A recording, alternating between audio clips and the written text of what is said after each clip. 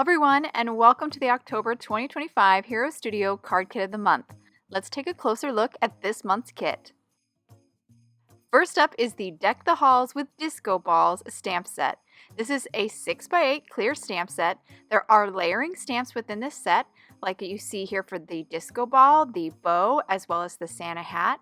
There's several other design elements and sentiments. There are coordinating dies for all of the images as well as all the sentiments included in this set. The stylish design elements you find in this set can be combined in fun and creative ways to create festive, contemporary holiday cards.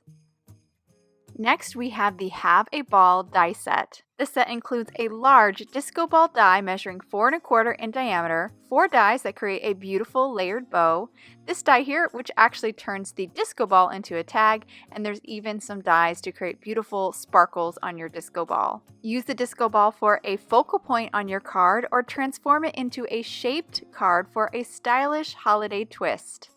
The next item included is a 1/2 ounce of Hero Arts Gold embossing powder, ideal for making those stamped gold accents. Next up is a paper pack of 10 sheets that are 5.5 by 8.5 in the colors of Poppy, Blush, Tutu, Delilah, Beeswax, Tuscan, Fern, Seaside, Waterfall, and Alabaster.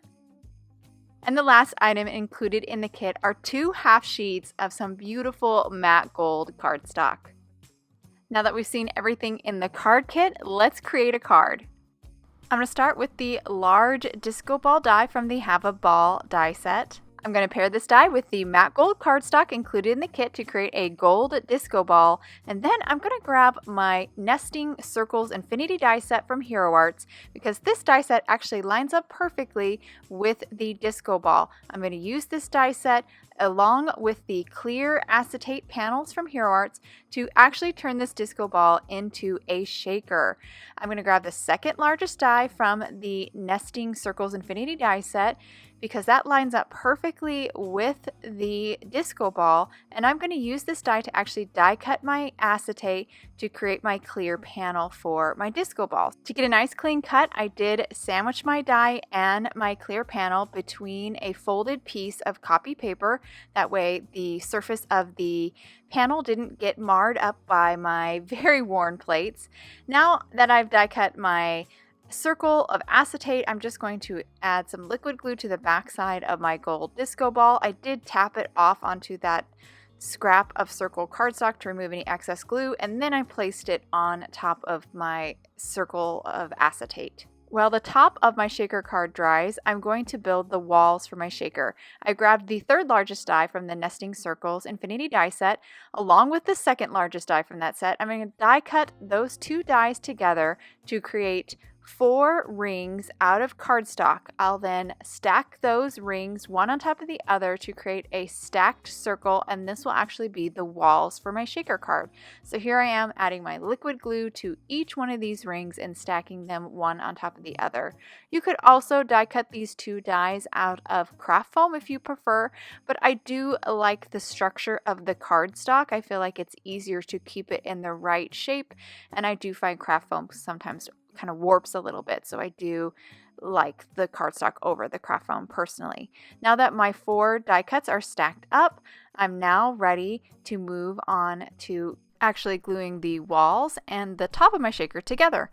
So to grab my liquid glue once again, add it to the top of my stacked ring, then I'll grab some scrap paper, place it on top, and pull it off just to remove any of that excess glue, because I really don't want too much glue on this because this is going on to that clear panel and that excess glue is really visible. Now that I've glued the top down to that stacked circle, I'm going to set that aside to dry, and now we're going to move on to putting together our bow. I went ahead and die cut the 4 dies that create the layered bow out of Delilah and Poppy cardstock. These are also cardstocks included in the kit, and now I'm just going to adhere them together to create this beautiful dimensional looking bow that's going to be so pretty on the top of our disco ball. Now that the bow is put together, we're going to move on to our stamped elements. I have a disco ball, a sentiment, and a ornament topper all in my MISTI here. I'm going to ink them up in Hero Arts embossing and watermark ink and stamp it onto some white cardstock. Then I'll dip it into some gold embossing powder. This is the same gold embossing powder included in the kit. This is that Hero Arts gold embossing powder. I'll then heat set the images as well as the sentiment with my heat tool. And now I'm ready to stamp the additional layers for the disco ball. So I grabbed one of the additional stamps. There's 3 layering stamps for this disco ball. I just picked one, grabbed it, positioned it over my stamped disco ball, and now I'm going to ink it up and stamp it. I've chosen Hero Arts Fruit Punch Reactive Ink here because it's a really bright red and matches the poppy cardstock nicely. Now that I've stamped that, I'm going to position my next layer for my disco ball. Stamped it first in Azalea, and then I'm going to stamp it in Pale Tomato. I found that these 2 colors layered up together actually created something similar to the Delilah cardstock. And then I'm going to finish up here with that final stamp for the disco ball. Positioned it, picked it up, and now stamping it in Cotton Candy Hero Arts core inks. So now that my disco ball is stamped, I went ahead and die cut it out as well as my sentiment and the ornament topper, glued the topper onto my disco ball, and now we're going to put this card together. I'm going to start by adhering an A2 panel of the blush cardstock onto my card front. Then I have this wonderful sequence pack. This is the Champagne sequence pack from Hero Arts. I placed a bunch of those sequins down onto the front of my card. I did try to make sure that those sequins weren't really layered too much on top of each other. They're pretty much a single layer of sequins. Then I added liquid glue to the backside of the walls of my shaker, tapped off, or actually I used my finger to remove some of the excess glue, and then placed it right on top of my card front, kind of housing all of those sequins inside. Then I went ahead and added some liquid glue to the backside of my bow and adhered that onto my disco ball.